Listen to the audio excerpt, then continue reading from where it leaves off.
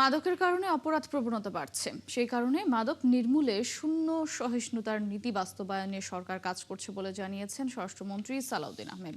সকালে রাজধানীতে আন্তর্জাতিক মাদক বিরোধী দিবসের অনুষ্ঠানে একথা জানান তিনি। বলেন, বর্তমানে সারা দেশে ৮২ লাখ মানুষ বিভিন্ন ধরনের মাদকে আসক্ত। এমন একটি সমস্যা যা শুধুমাত্র আইন প্রয়োগের মাধ্যমেও মোকাবেলা করা সম্ভব নয়।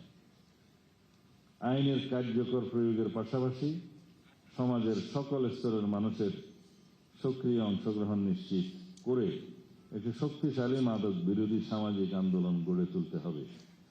এই লক্ষ্যে সরকারের পাশাপাশি অভিভাবক, শিক্ষক, ধর্মীয় নেতৃবৃন্দ, বেসরকারি প্রতিষ্ঠান, সুশীল সমাজ এবং বিভিন্ন শ্রেণী পেশার মানুষের সম্মিলিত উদ্যোগ অত্যন্ত গুরুত্বপূর্ণ।